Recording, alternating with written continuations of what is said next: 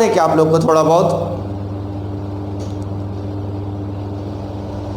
Hello hello hello hello, याद है ना? तो चलो मैं फटाफट सब लोग बोलेंगे, कोई भी चुप नहीं रहेगा, ठीक है?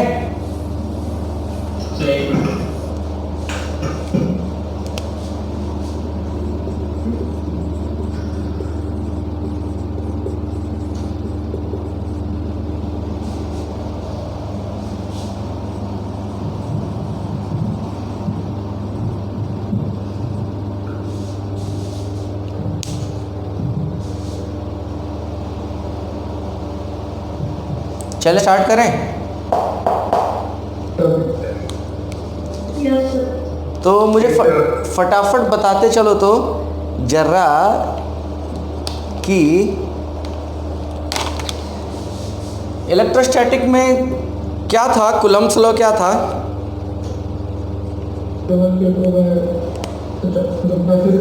पूरा पूरा पूरा पूरा okay, so F is equal to K Q1 Q2 by R square.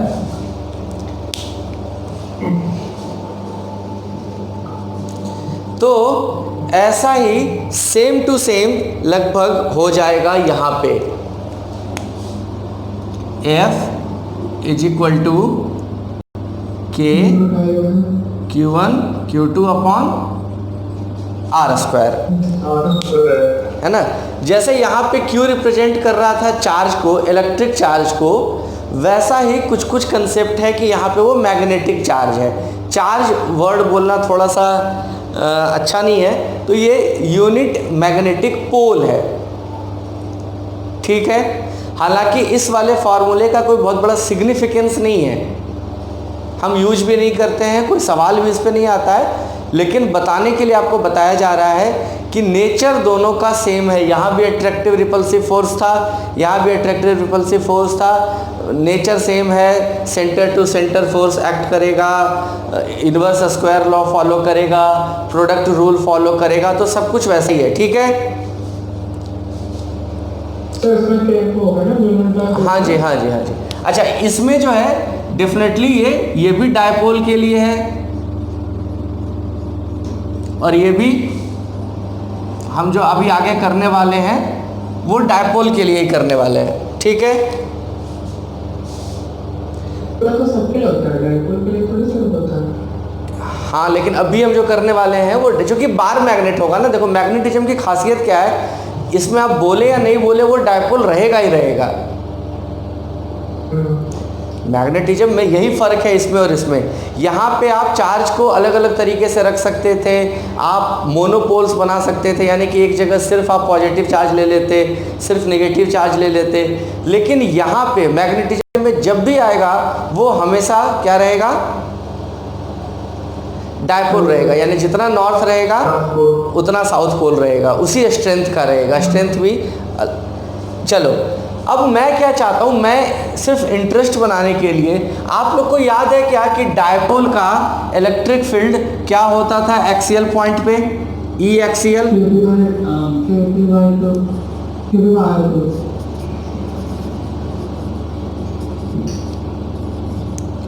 क्या बोला? के अरे वाह वाह वाह वाह, P is dipole moment divided by R cube, यही था। अच्छा, ये क्या था? उल्टा नहीं बोल रहे हो?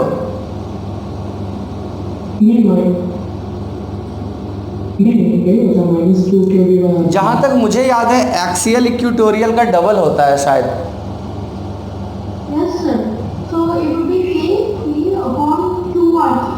आई थिंक ये 2 kp अपॉन आर क्यूब होता है, सही है?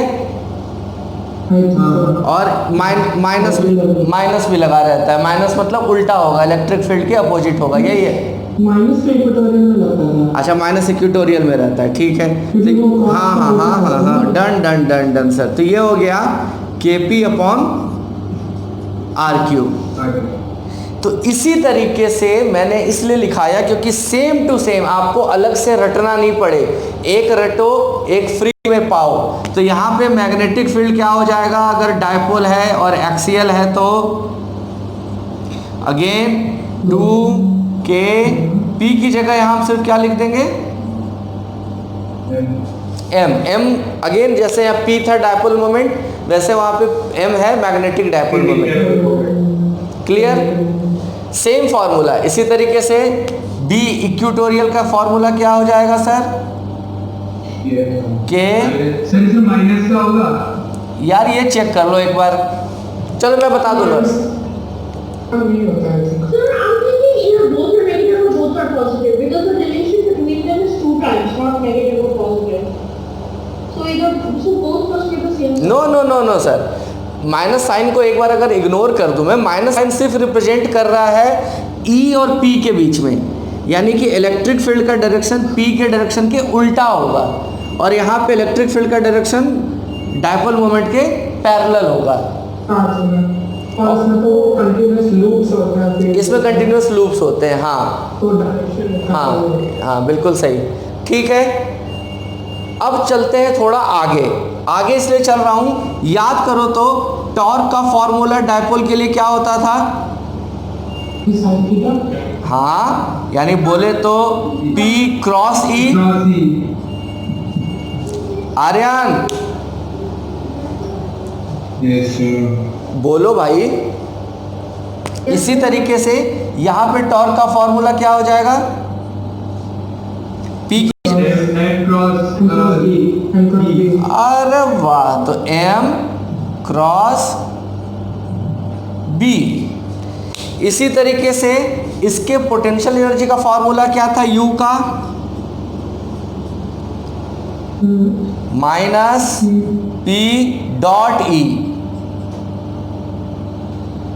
P कॉस थीटा,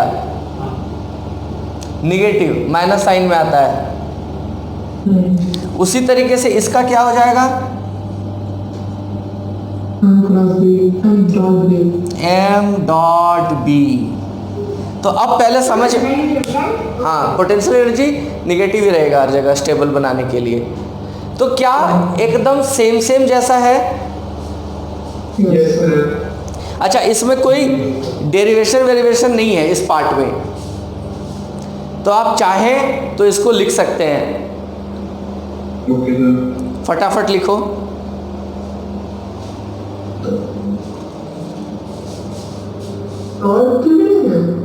क्या अगर एक बात बताओ, टॉर्क का अगर हुआ भी, अगर इन केस हुआ भी तो सेम फिर वैसे ही बन जाएगा जैसे उसका बनता था। और अगर टॉर्क का आएगा तो इसमें नहीं आकर के वहां आएगा, गैल्वेनोमीटर वाला रेक्टेंगुलर क्वाइल। हाँ तो वहां पे वही है, दोनों चैप्टर का आपस में इंटरलिंकिंग यही है कि M इज इक्वल टू क्या हो जाता है,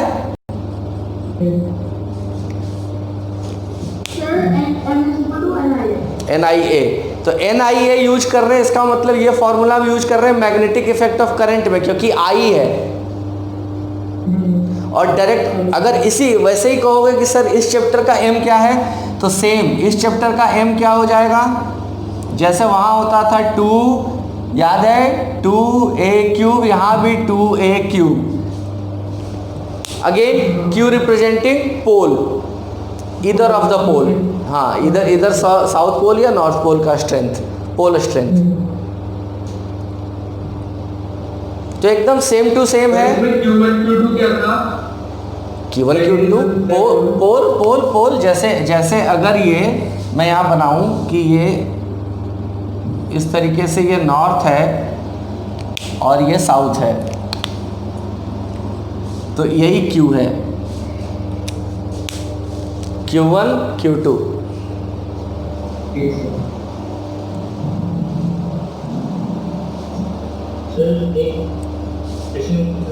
हाँ हाँ पूछिए। सर वो कैपेसिटेंस में मैग्नेटिज्म का कुछ लेना देना है क्या? क्यों ये सवाल क्यों आया, पहले ये बताओ।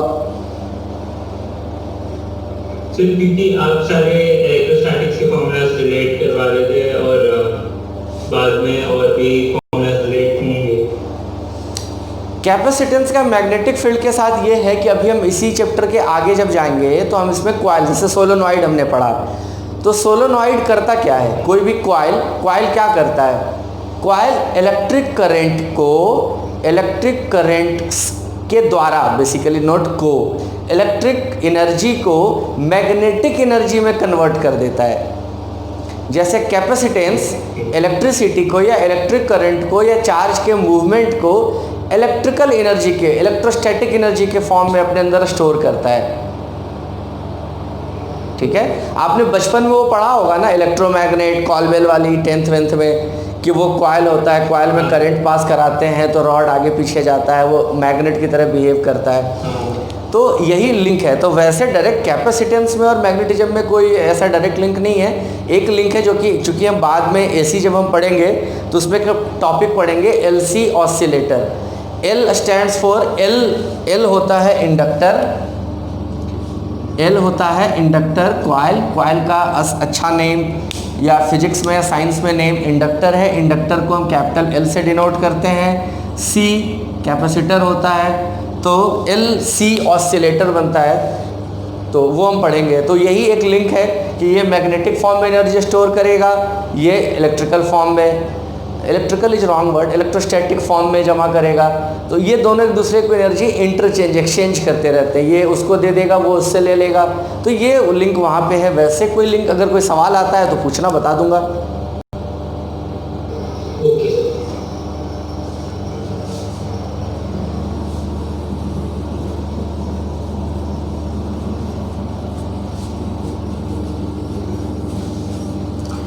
अब एक बहुत छोटा सा, मतलब इस चैप्टर से जनरली ना 1 मार्कर ही जनरेट होता है जनरली, और साथ में कोई 2 मार्कर का सवाल। 3 नंबर का चैप्टर है मोटा मोटी। तो एक छोटा सा फॉर्मूला बता रहा हूं। आप सब लोगों ने बार मैग्नेट तो देखा होगा,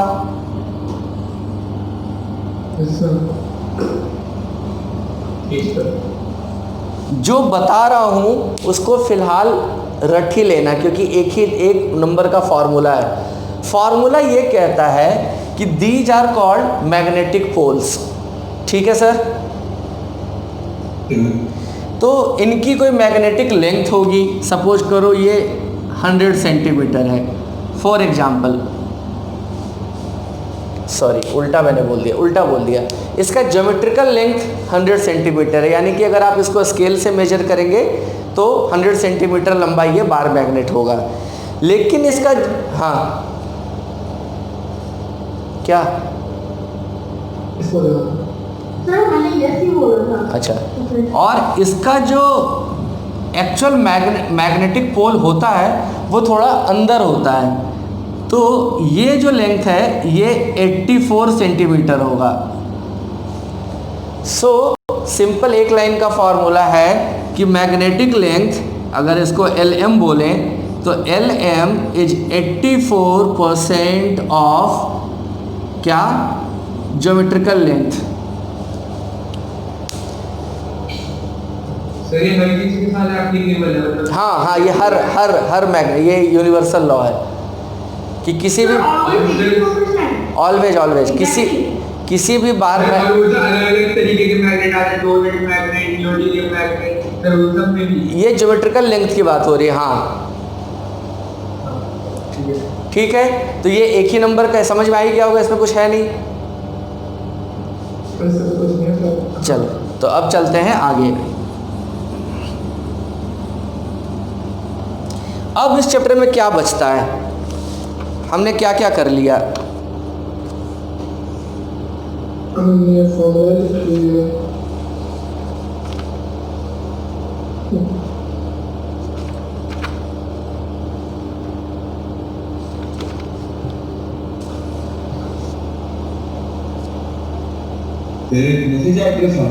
हाँ बेटा, दूसरा चैप्टर ही चल रहा है तब से। नहीं पूरा इतना सही चैप्टर था। नहीं बेटा, अभी थोड़ा सा और है। तो मैं देखना चाह रहा हूँ कि मैंने क्या क्या कर दिया, क्या क्या आप लोग को और बताना है। तो आ जाते हैं। हमने वो कर लिया -m.b, वो हमने कर ही लिया। सेम वैसे ही इक्विलिब्रियम होगा, स्टेबल इक्विलिब्रियम, अनस्टेबल इक्विलिब्रियम, याद है ना? समझ में आया? u इज इक्वल टू हमने निकाला ना -m.b यानी mb cos थीटा। इसमें दो, देखो इसको ऐसे याद रखो, जब सबसे ज़्यादा मिनिमम होगा तो वो स्टेबल होगा, बिल्कुल, और अनस्टेबल। तो 0 डिग्री पे ये स्टेबल होगा, 180 डिग्री पे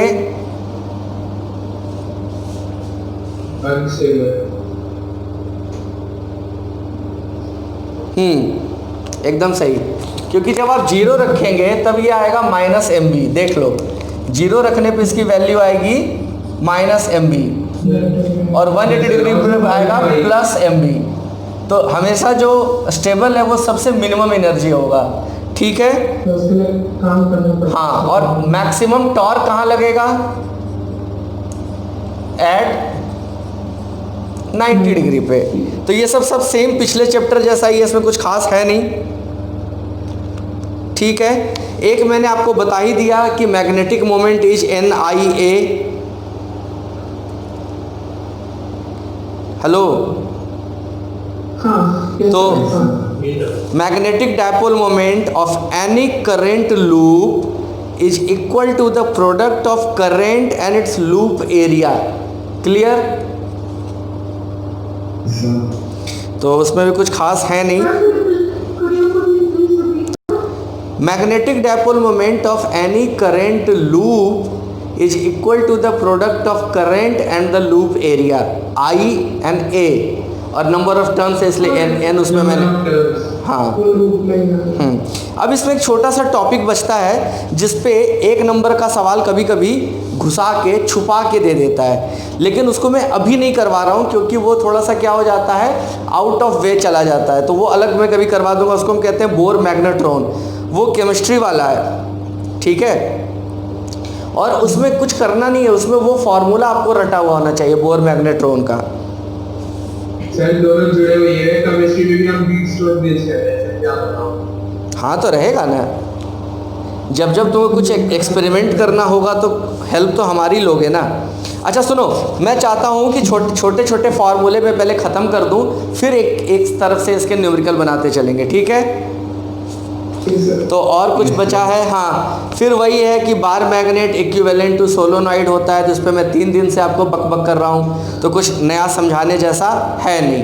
अब आता है एक बहुत अच्छा पार्ट जिसको हमको सीखना चाहिए, और फिर ये फ्री का है, एकदम फ्री का है।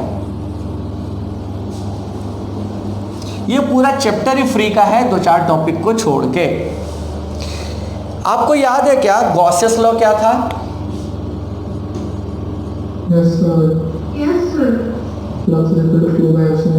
है ना?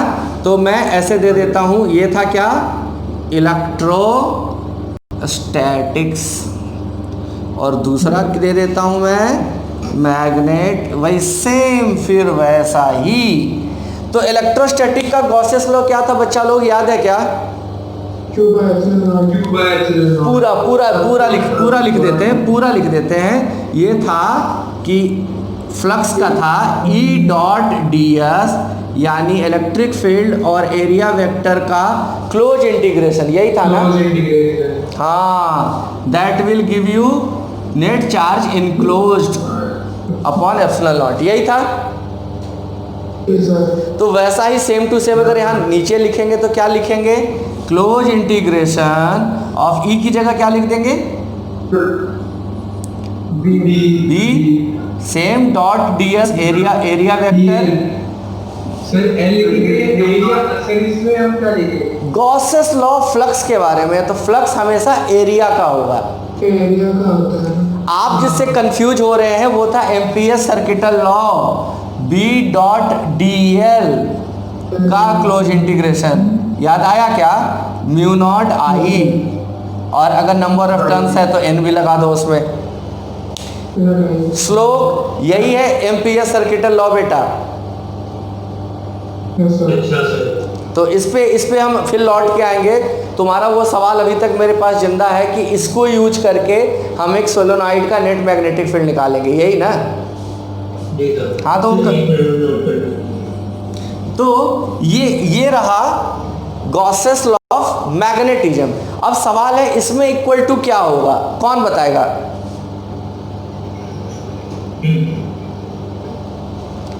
B डॉट ds क्यू का मैग्नेटिक फोर्स, क्यों का म्यू नॉट? इसका आंसर है ये होगा 0।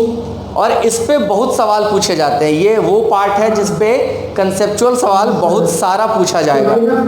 वो लूप से लाइन नहीं होती तो पास ही कभी वापस आते रहते हैं। तुमसे कोई पूछेगा एक लाइन में कि वन लाइन में आंसर करो कि 0 क्यों हो गया, तो आप जवाब देंगे कि सर यहाँ पे चार्ज आइसोलेशन हो सकता है, यानी प्लस चार्ज माइनस चार्ज हो सकता है। लेकिन एक मैग्नेट की प्रॉब्लम क्या है कि वो जब भी रहेगा साथ में रहेगा। Magnetic monopoles does not exist, तो हमेशा ये डायपोल होगा। तो नॉर्थ जितना निकालेगा सर किसी भी एरिया में, उतना ही साउथ अपने अंदर, तो जितने नंबर ऑफ लाइंस निकलेंगे उस एरिया से उतने ही नंबर ऑफ लाइंस दूसरे साइड से घुस के आ जाएंगे उसमें वापस। वही बोल ना कि कंटिन्यूअस लूप होता है, तो वही सेम कंसेप्ट है। मतलब दोनों फंडा इसी को, जैसे वहाँ इलेक्ट्रिक फील्ड लाइंस के टर्म्स में समझाते थे, वैसे यहाँ इसके मैग्नेटिक फील्ड लाइंस के टर्म्स में आएंगे। तो तुम तब से जो लाइन कह रहे हो वो सेम स्टेटमेंट है।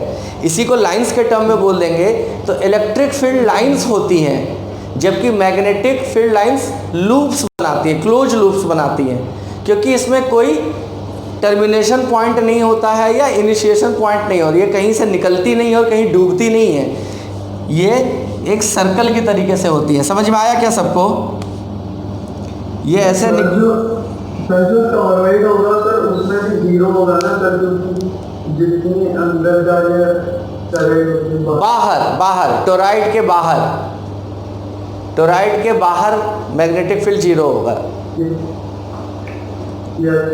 ठीक है सर, वो एम्पीरियन लूप बन हाँ बिल्कुल एम्पीरियल लूप बना, सही बोला।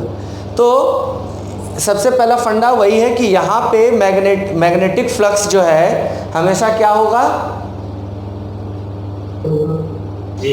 0 होगा। क्यों होगा?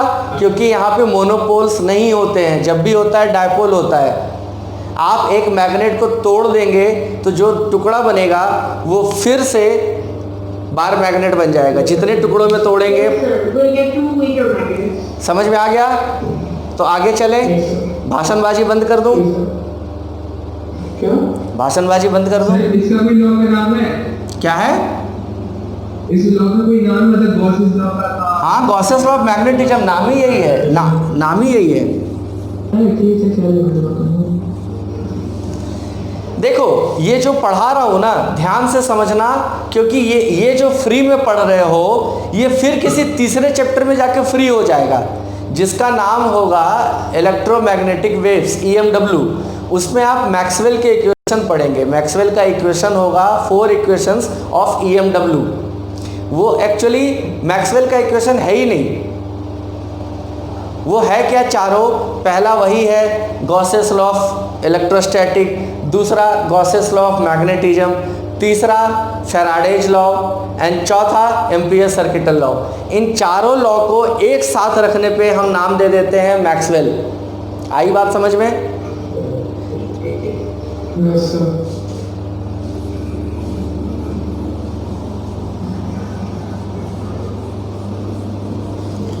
तो अब क्या क्या बचा इस चैप्टर में? ये भी हो गया।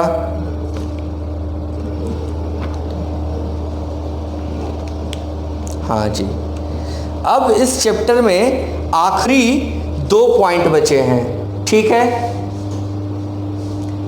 जो कि एकदम सेपरेट है, अलग है, नया है।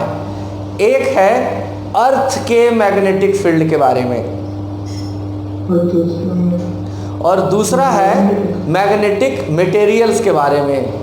3 तरीके का क्लासिफिकेशन, डायमैग्नेटिक, पैरामैग्नेटिक और फेरोमैग्नेटिक। ठीक है, तो ये दोनों सुन लो और इसके नोट्स भी मैं दे दूंगा। मतलब एक एक पेज का नोट्स क्या है, एक एक पेज का कलरफुल नोट्स है तो ले लेना। तो अभी सुन लो फिलहाल अर्थ का मैग्नेटिक फील्ड क्या कहता है। इसमें सुनना ये है कि इसमें दो टर्म है, 2 डेफिनेशन है, 2 टर्म है। वही 2 टर्म आपको कंफ्यूज भी करेगा और अगर समझ में आ गया तो आपके मार्क्स पक्के। मतलब कोई बहुत कंसेप्ट नहीं है। क्लियर? तो चलो स्टार्ट करते हैं। तो अजीब अजीब सा फंडा है। एक तो फंडा ये है कि ये कहता है कि नॉर्थ धरती, थोड़ा ज्योग्राफी में चलते हैं। हमने बचपन में पढ़ा होगा कि अर्थ 23.5 डिग्री पे जो है वो झुकी हुई है ना। North pole, south pole. तो पहला ही एक साइंस और फिजिक्स आपको मिसकंसेप्शन ये बोलता है कि जिधर हम एक्चुअली नॉर्थ बोलते हैं, हम उसको जो नॉर्थ बोलते हैं वो नॉर्थ है ही नहीं, वो साउथ पोल है। हाँ, और जिसको साउथ बोलते हैं वो एक्चुअली नॉर्थ पोल है। क्यों? नॉर्थ पोल को हम नॉर्थ पोल क्यों बोलते हैं? ये कोई बात हुई?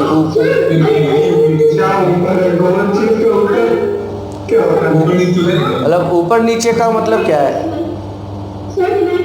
हाँ, अरे सुनो, हट।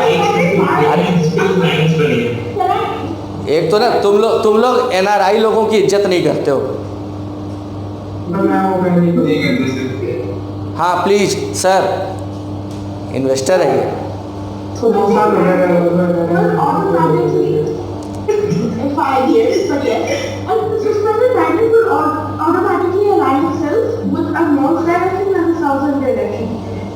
We tend to think that the north direction would be the north pole, but the north would attract the south pole, meaning that the direction that the north faces towards is actually the south pole, while the south facing direction is the north pole. Some sort of yes, yes. क्योंकि north को south attract करता है और south को north, तो जब हम direct north. अरे यार मैंने तुम लोग कितनी लंबी कहानी, मैंने क्या बोला?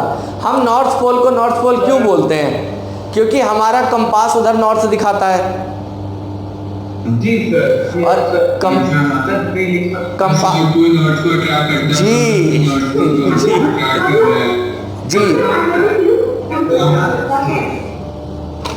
तो अगर आप लोग कहें तो मैं थोड़ा सा इंट्रोडक्शन दे दूं।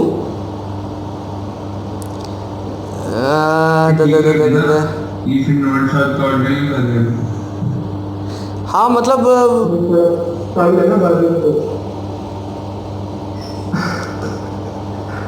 कहाँ गया वो, कहीं था अभी मिल नहीं रहा है। तो खैर वो सब देख लेना। अच्छा, इसमें थोड़ी थ्योरी व्योरी है जो किसी काम की खास है नहीं, वही सब बचपन में आपने ज्योग्राफी में पढ़ा होगा। सीमा, सियाल, नीफे, कंपोजिशन ऑफ अर्थ, क्रस्ट किससे बना है, तो उससे कुछ। हाँ, तो उससे मतलब वो इसलिए बताया गया है। ये क्यों ये डिस्कशन यहाँ पे आया, इसका क्या कॉन्टेक्स्ट है? कॉन्टेक्स्ट ये है कि दूसरा कंसेप्शन ये है, सेम जैसे हमने अभी बार मैग्नेट में देखा था कि उसका ज्योमेट्रिकल लेंथ और मैग्नेटिक लेंथ अलग अलग था, वैसे ही एक तो जिसको हम नॉर्थ बोलते हैं नॉर्थ नहीं है, साउथ है। ये तो एक बात हुई, इसको करते हैं अलग। दूसरी बात कि जहाँ हम नॉर्थ दिखाते हैं ऐसे करके कि वो रहा नॉर्थ, वहाँ पे वो नॉर्थ नहीं है। ठीक है, तो हाँ, थोड़ा सा और सब्र करो कि अगर ये अर्थ है, मान लो कैसे ऐसे जैसे करता है, गोल ही तो बनाना है, कैसे ही बनाओ क्या फ़र्क पड़ता है। तो मान लो कि अगर हम ऐसे दिखाते हैं कि duck duck duck duck duck this is north, this is south. थोड़ा दूसरा कोई बात ले रहे आई आपने डॉटेड बनाया। हाँ, अच्छा पूरा डार्क कर दो। अब ठीक है। और थ्योरी ये कहती है कि एक्चुअली एन डैश और एस डैश, तो नॉर्थ पोल जो है वो थोड़ा सा खिसका हुआ है। सो हाँ, this is called, blue pen वाले को हम कहते हैं अगेन वैसे ही, this is called geometrical axis and the red pen वाला इज मैग्नेटिक एक्सिस। सर तो ये एरर जो है वो 20 डिग्री के बाद वाला एरर है या उसके माइनस करके है ये? कौन कितने डिग्री वाला? वो तो इंक्लिनेशन है। हाँ, वो तो पूरे अर्थ का इंक्लिनेशन है। हाँ, सही सही सही सवाल है वो। अगर इसको मैं ऐसे कर दूं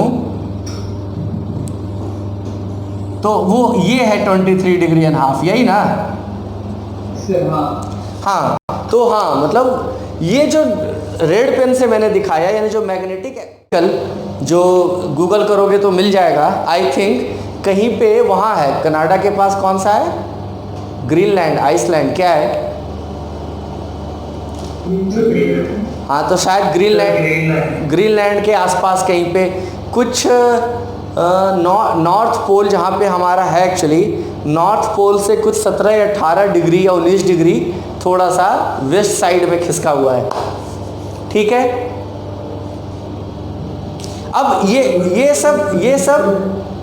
सब डिस्कशन का पार्ट है, इससे हमारा मार्क्स नहीं आएगा। अब सवाल है कि सर ये घूम क्यों रहा है? किसी बच्चे ने मुझसे पूछा था कि सर ये घूम क्यों रहा है? तो उसकी वजह यही है कि हमारे अर्थ के अंदर कोर जो है, सबसे अंदर वाले को कोर ही कहते हैं ना?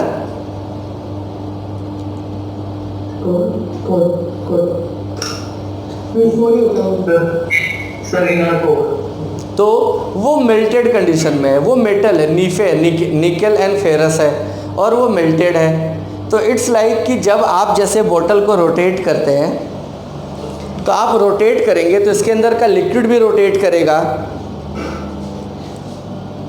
ठीक है, तो बहुत डिटेल में मैं नहीं जा रहा हूँ, तो वही है कंडक्टर का मूवमेंट। ठीक है, उसकी वजह से मैग्नेटिक फील्ड जनरेट होता है, और वो मैग्नेटिक फील्ड चूँकि लिक्विड है, मोमेंट ऑफ इनर्शिया तो उसकी वजह से वो हिलता डुलता रहता है, शिफ्ट होता रहता है। हर 10, 12, 15 सालों में वो शिफ्ट होता रहता है थोड़ा थोड़ा। तो वो पढ़ोगे, गूगल पे पढ़ोगे तो पूरी आर्टिकल मिल जाएगी कि क्या है, किस रेट से खिसक रहा है, पहले कहाँ था, अब कहाँ है, आगे कहाँ जाएगा। तो वो नॉर्थ पोल के आसपास ही घूमता रहता है। ठीक है, आगे चलें अब। तो डेफिनेटली जिसको हम इक्वेटर कहते हैं, वो इक्वेटर भी इसके 90 डिग्री पे होगा।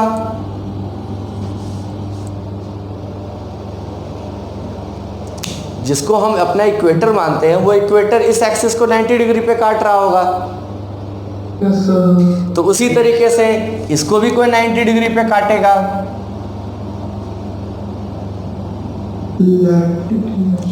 तो इसी तरीके से ये ज्योमेट्रिकल इक्वेटर हो गया और ये मैग्नेटिक इक्वेटर हो गई।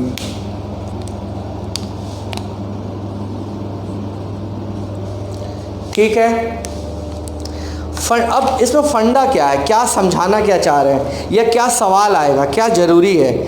ज़रूरी है इसमें ध्यान से सुनना, 2 टर्म, एक का नाम है ऊपर वाला क्या बेटा? ज्योमेट्रिकल जो होगा वो ऊपर वाला एम जहाँ पे लिखा है वो होगा ज्योमेट्रिकल।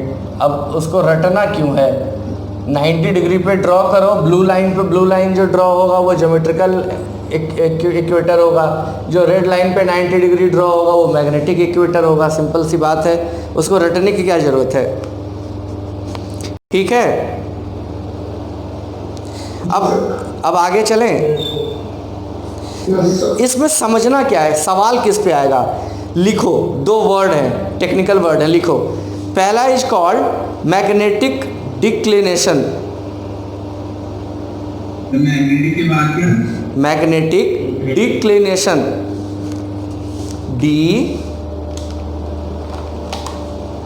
डिक्लाइन से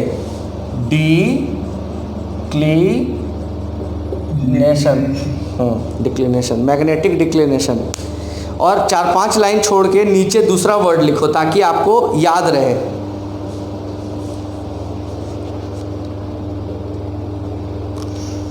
उसके नीचे दूसरा वर्ड लिखना है, that is magnetic inclination.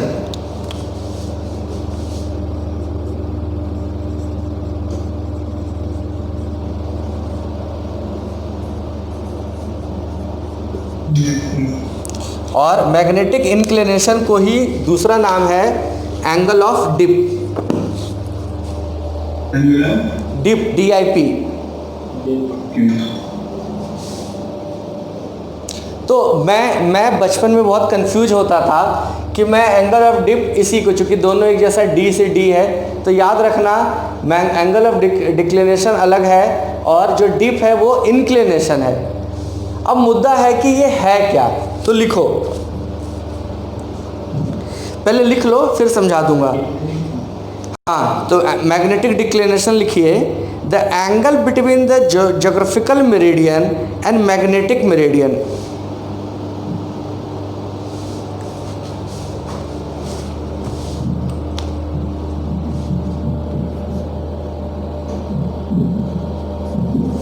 Sir, angle between magnetic. The angle between geographical meridian and magnetic meridian।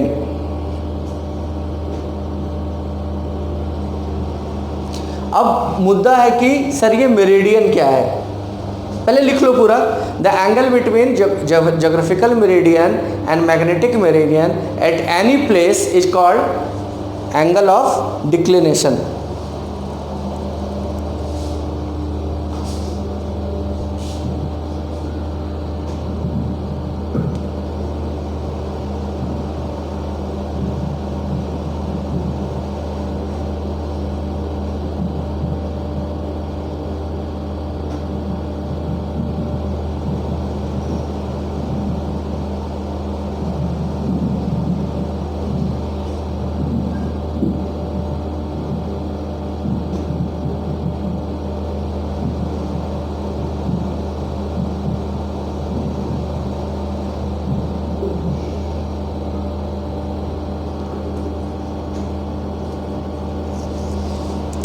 ठीक है, इसी तरीके से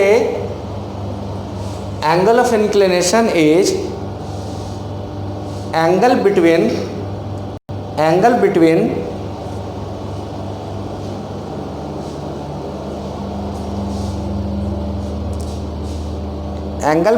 the net magnetic field of earth, the net magnetic field of earth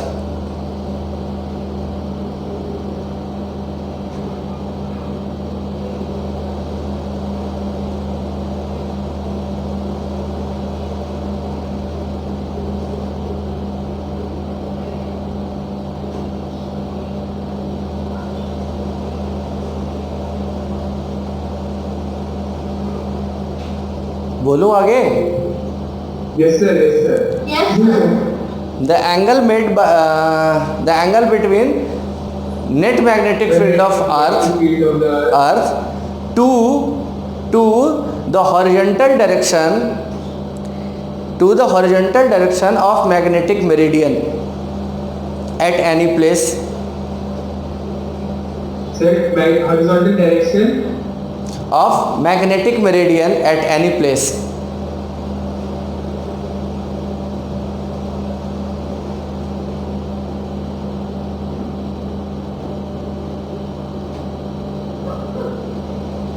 Yes sir.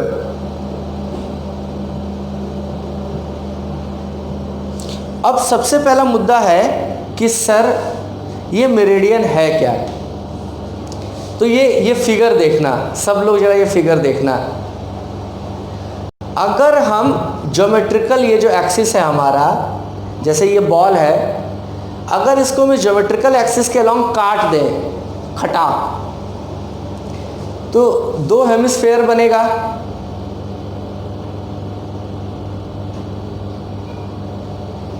अरे हाँ ना ना हाँ कुछ तो बोलो।